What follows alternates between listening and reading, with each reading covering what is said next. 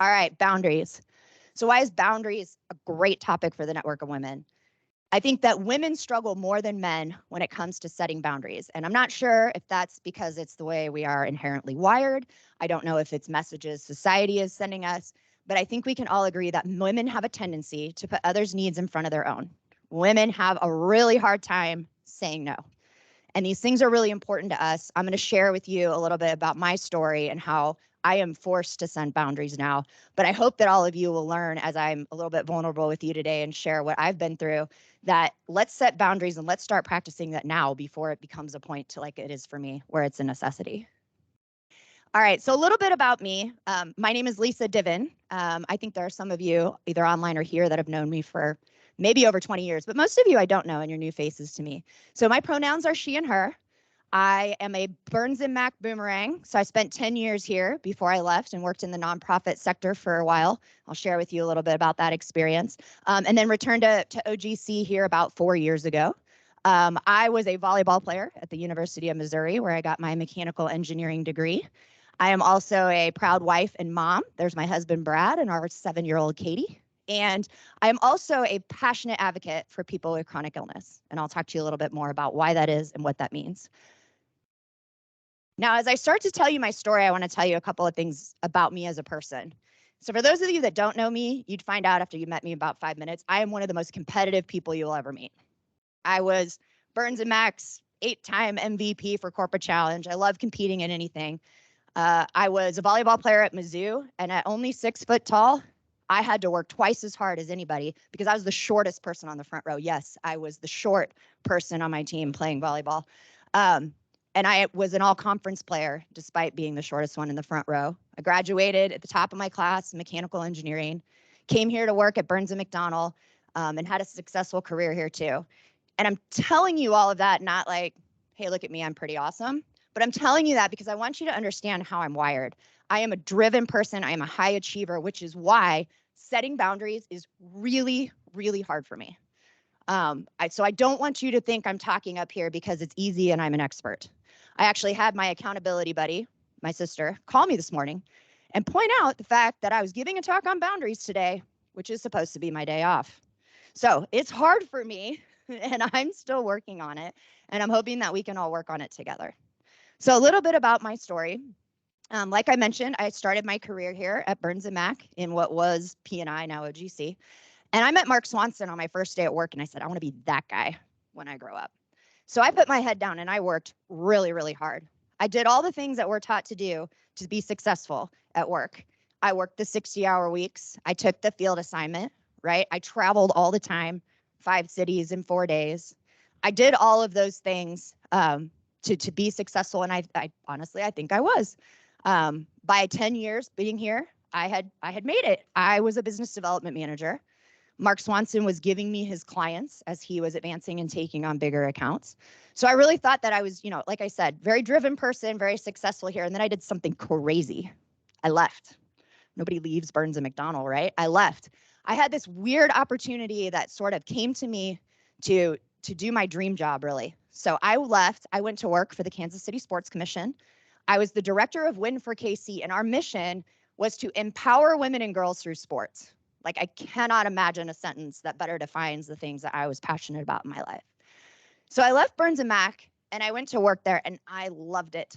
Like, I was in that flow state where your passion and your work gets together and you like don't even know that you're working. I never had a case of the Mondays. I genuinely enjoyed going to work every day. That was in 2014 that I went to work there. In 2015, my daughter Katie was born. And that's when things kind of started to get hard. So anyone in here with kids knows being a parent is hard, right? It's like nobody can prepare you for the hardness that it is, but it is hard. Being a working parent is really hard, right? And so I was going through all those challenges that working parents do, but I was just digging in, right? Because I do hard things, right? I'm going to do all this. I'm going to be successful at being a mom, be successful at doing my dream job. And I dug in. Well, by the time my daughter was 2, things should have been getting easier and they weren't. I was still completely exhausted to the point where 5 o'clock would hit and I would bolt out the door. Unfinished project or not, project team still there working, it wouldn't matter. I bolted. And looking back at it now, it's honestly because I was so both mentally and physically exhausted that if I stayed, I fear I would have collapsed. I would get home and most days barely do enough to get my kid to bed before I would go to bed. Most days I started not having the energy to even eat dinner. I would come home and sometimes be out by 7 o'clock. These things should have been red flags. This should have been my body saying, hey, you're not okay. It's time to take a step back and figure out what's going on. But I do hard things, right? Like, this is being a mom. This is hard. People do this. I'm going to keep going. Then I started to notice this weird anxiety stuff, right? So I'd be going to work and there'd be a small challenge at work and I would be like my chest heaving, just terrified of what was going to happen. And that was unlike me. I did not have any history of anxiety. Started to realize I was no longer finding joy in the work I was doing. Again, not like me at all. Like I said, it was my dream job, right? All these things should have been red flags. And then the big one was I stopped eating. I didn't realize it at first, but my appetite had completely gone away. My body was no longer telling me to eat.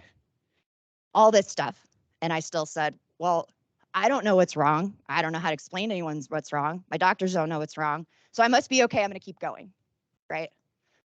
And unfortunately, that's where my slides will advance, maybe. Try it now. I know, it's like punchline. Anyway, anticlimactic, but my check engine light was on. It wasn't just on, it was like flashing, right? Like it was like saying, hey, you need to stop. Ultimately, what happened was, like I said, I just dug in and I kept going and I was setting up for an event at work because we did a lot of cool events. And I drove my car back to the parking garage and I physically could not get out of my car. So I let my body get to the point where I literally couldn't just get up and walk into the office. I called my husband. He came to me, but we didn't know what was wrong. So he called an ambulance. So I was taken from work in an ambulance to the ER, where I spent several hours for them to go, you're fine. There's nothing wrong. Go ahead and go on home. So I went home completely defeated, honestly feeling crazy, right? Like, no one says there's nothing physically wrong with me, but I'm not okay. And so I went on short-term disability, which unfortunately then ended up being me leaving my job, my dream job at the Sports Commission. I spent the next several months either in bed or at the doctor's office. I went through a revolving door of doctors, being sent to every ologist in the city, and everyone running every test in the book and saying, nope, you're fine. Everything looks fine. And not knowing what to do.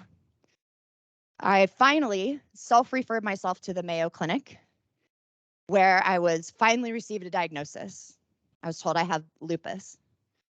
The doctor said that many women, when they have a baby, their immune system goes a little wacky. Mine was already messed up before. I had a previous autoimmune disease, and it decided to invite lupus to the party after my daughter was born, which would explain why that's kind of when all the trouble started. No one wants to receive a diagnosis like this, but I will tell you, I was so relieved to have somebody name it and tell me we could start fighting it. I remember before then, I even ended up at an oncologist here in Kansas City, and she told me I didn't have cancer. And I started bawling, because who cries when they're told they don't have cancer? But I just need someone to tell me it was wrong, because something was very wrong. So get a diagnosis, and finally I get the right doctor in the right place and the right treatment plan. I started digging myself out of that. So when it came time to come back to work, I was terrified, right? I had gotten back to the point where I was sort of healthy-ish, but if I'm being really honest, I had to go back to work because we needed health insurance. We were paying $2,000 a month in just premiums. And obviously I needed some health insurance, right? My husband's a farmer, and so that doesn't come with health insurance. So I started my search again, but I was really scared because I knew that stress, huge trigger for lupus, right? My body could no longer handle the type of stress that I would put it under when I was a D1 athlete going to engineering school, right? So I knew I had to come somewhere where I would have to set some boundaries. And I was so very lucky to reach out to my mentor here, say, hey, here's the deal. I cannot be stressed out. I cannot travel. I have to have limited working hours, but I still think I can provide a lot of value to this company. And I'm so grateful to be invited back here to work.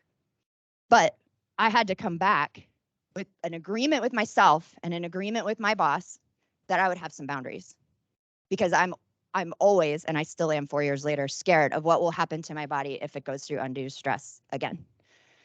So I hope you don't mind me sharing that long story. But the reason I share that with you is that don't let yourself get there, right? Set those boundaries ahead of time. Make sure you're looking out for yourself so that you don't get in a position where now they, like I said, they're a requirement for me.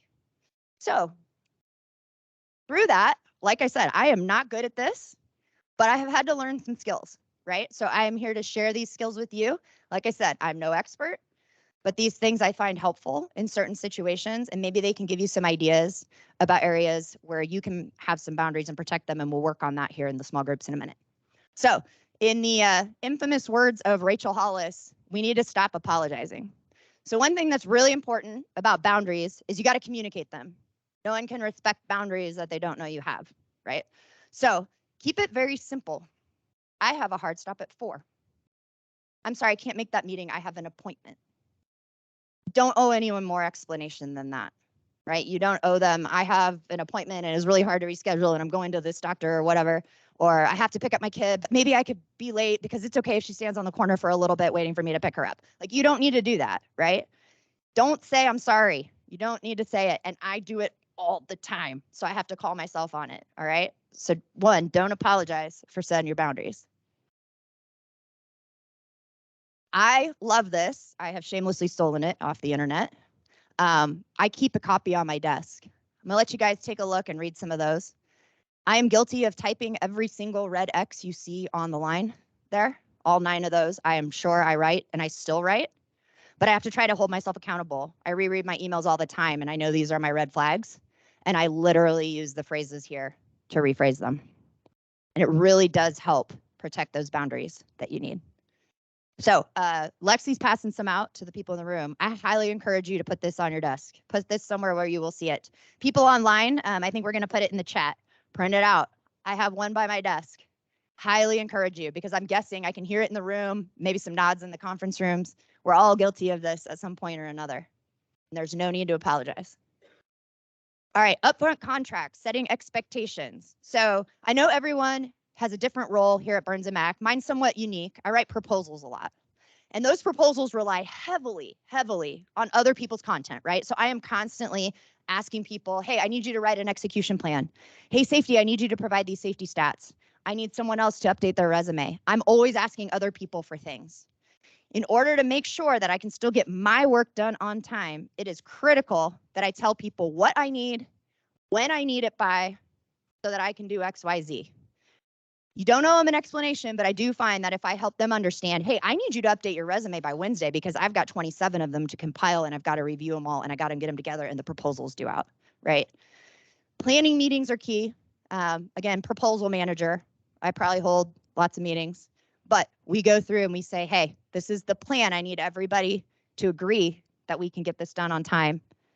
Here's our time constraints. Here's what we've got. Set intermediate deadlines. I think that helps a lot. And then follow up.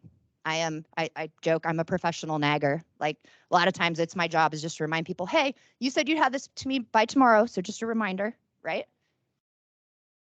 So those kinds of things are very important. Upfront contracts is what I call that. Offer solutions, right? So here's where this comes in. I think a lot of you may be feeling like, well, I'm just keep telling people I can't do stuff, right? We have a hard time saying no, but there are ways to say no by offering something else, right? So I had a wise manager once tell me he never says no, he just says yes if, right? So you can have that tomorrow if I have more resources to help me pull that together.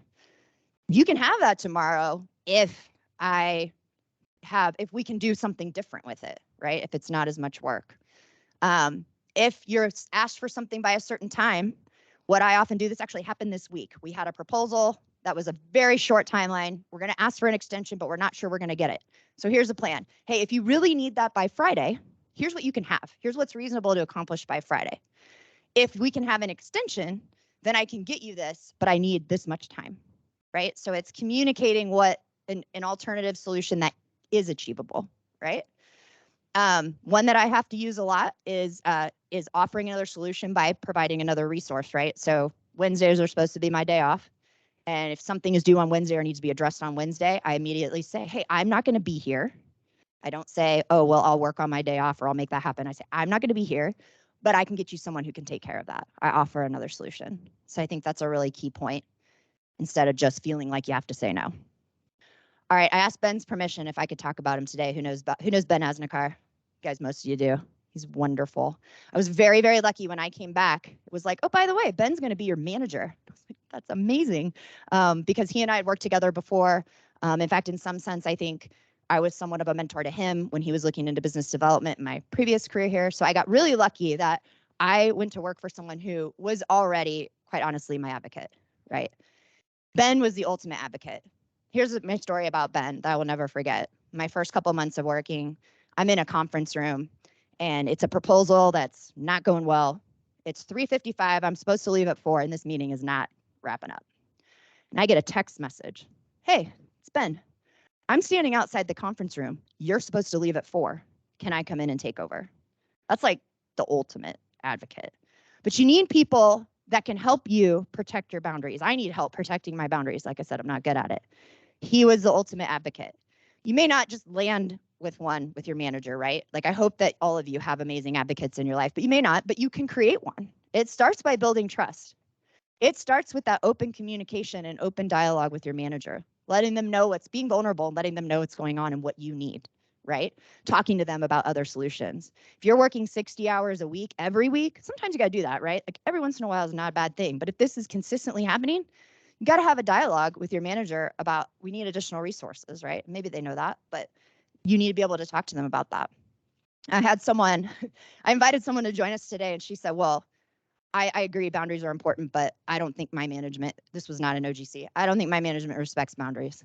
And then she goes, but wait, they can't respect them if I don't set them, right? So the first thing is just communicating to people what your boundaries are, what you need to protect in order to keep yourself well. Have a team you can trust.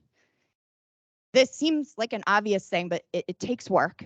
And I will tell you, I right now can honestly say I'm working with the best team I have ever worked with in my career, doing anything, because we trust each other so much.